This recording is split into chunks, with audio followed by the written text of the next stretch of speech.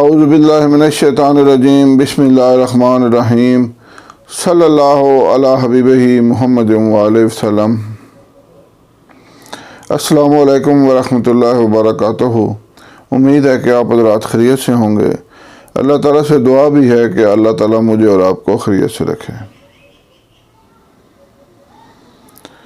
آج میں آپ کو جو نسخہ بتا رہا ہوں وہ اتنا بہترین ہے کہ اسے مجھے آپ کو بتانے کے لیے کافی دن گیپ ڈالنا پڑا، اپنے حوصلے کو اکٹھا کرنا پڑا کہ یہ میں نسخہ بتا دوں نہ بتاؤں، بتا دوں نہ بتاؤں، لیکن آخر اللہ تعالیٰ کے فضل و کرم سے، اللہ تعالیٰ کی توفیق سے میرے دل میں یہی خیال راسخ ہو گیا کہ مجھے بتانا چاہیے۔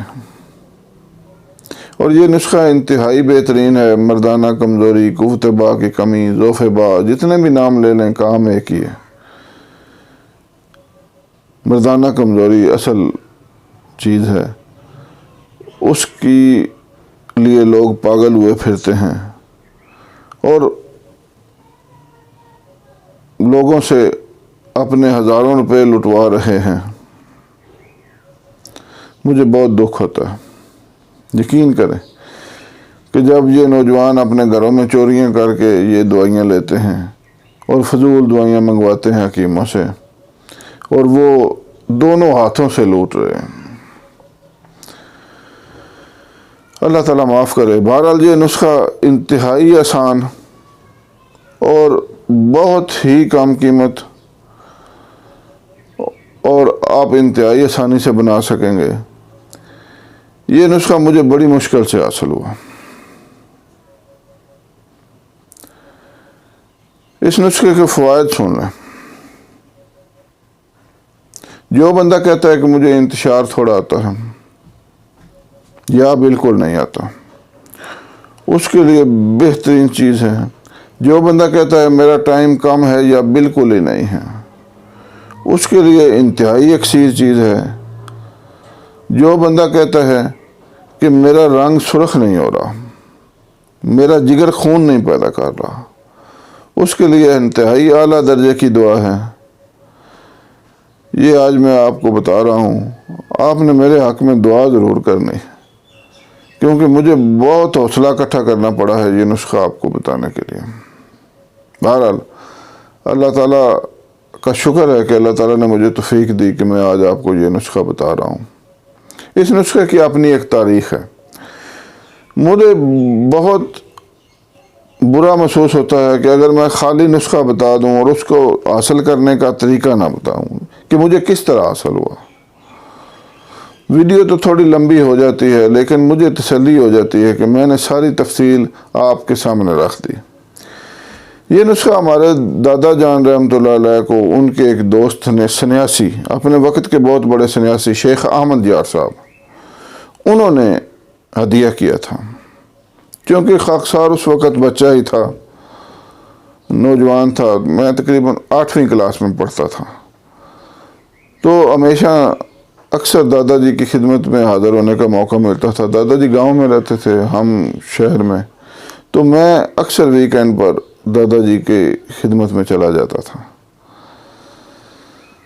تو ایک دفعہ کیا ہوا کہ دادا جی کے پاس ان کے وہ دوست شیخ احمد یار صاحب، وہ اکثر سفر پر ہی رہتے تھے، کبھی کسی جنگل میں، کبھی کسی صحرا میں، کبھی کسی شہر، حتیٰ کہ کبھی کبھی تو بیرون ملک بھی چلے جایا کرتے تھے۔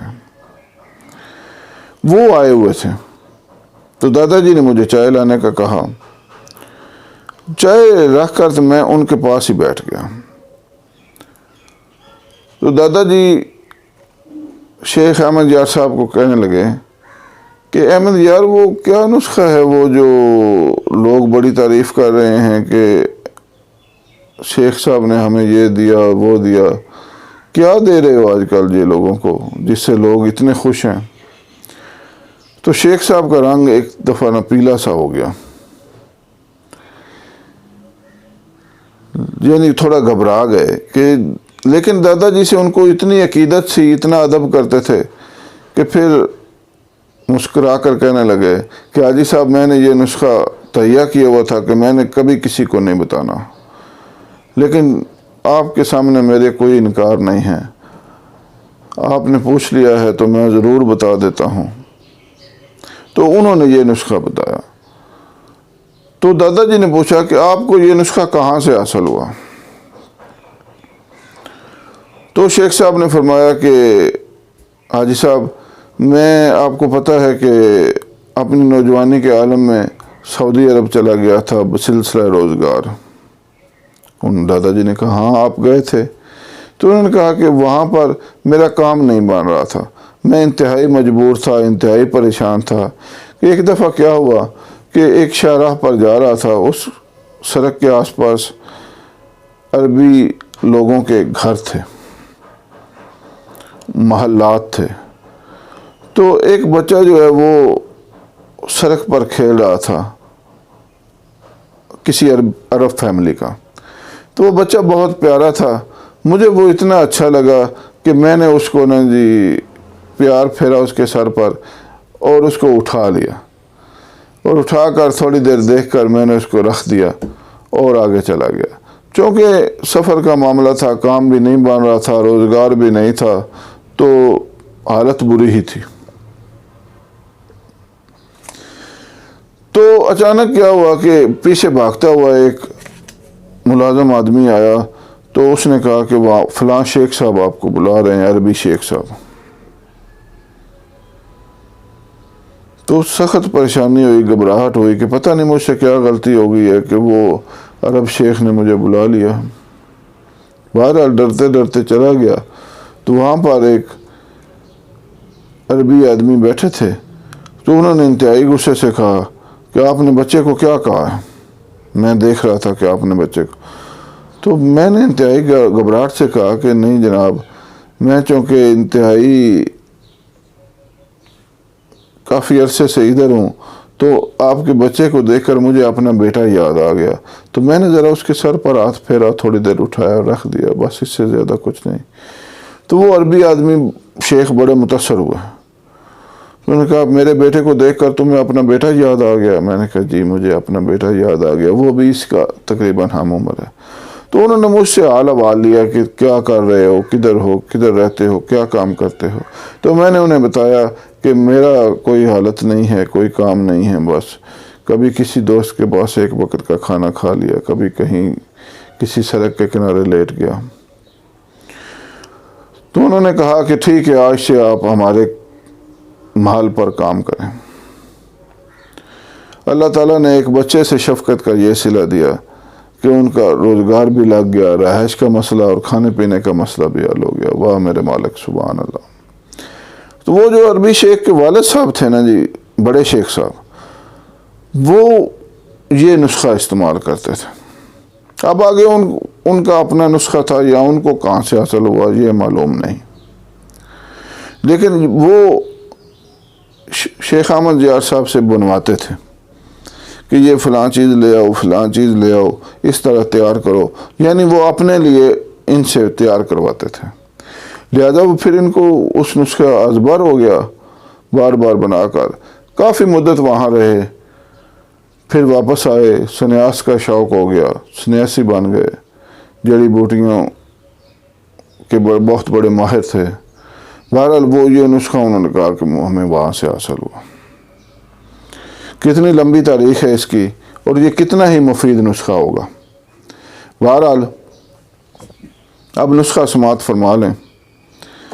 مجھے اچھی طرح یاد ہے، میں وہ دادا جی اور شیخ صاحب کے پاس ہی بیٹھا تھا، تو میں بڑے غور سے سن رہا تھا۔ شیخ صاحب کو بھی خیال نہیں آیا کہ بچہ بھی سن رہا ہے۔ بہرحال اس طرح وہ اگر صرف دادا جان صاحب کو وہ نسخہ بتاتے تو ہو سکتا ہے مجھ تک نہ پہنچتا، لیکن یہ چونکہ میں نے خود اپنے کانوں سے سن لیا، اور میرا خیال ہے ہو سکتا ہے یہ شاید اسی لیے سنا ہو کہ آپ کو بتانا مقصود ہو۔ میں نے سینکڑوں دفعہ بنایا، آپ بھی وہ پیچھے ڈبی میں بنا پڑا ہوا،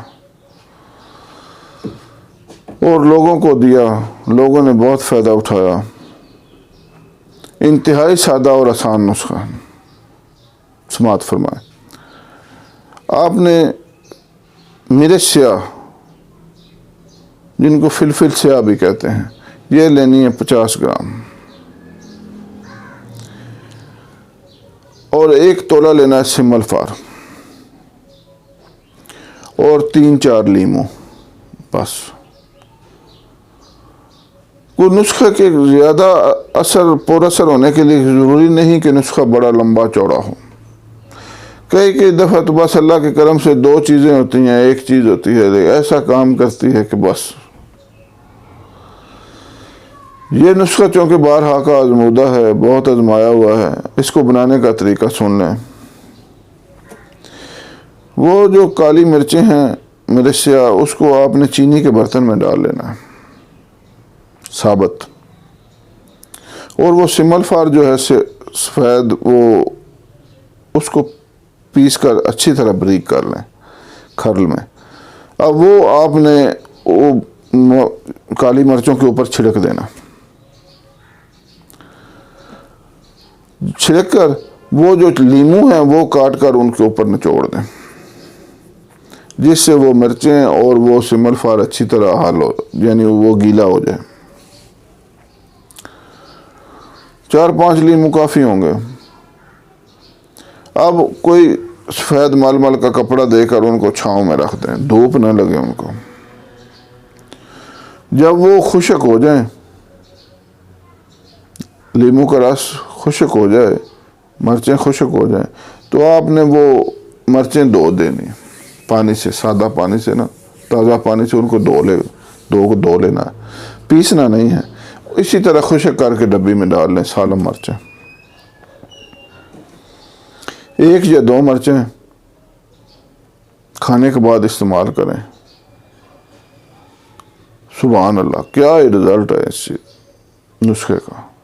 میں نے بارہا بنا کر مریضوں کو دیا ہے، کبھی خطا نہیں گیا۔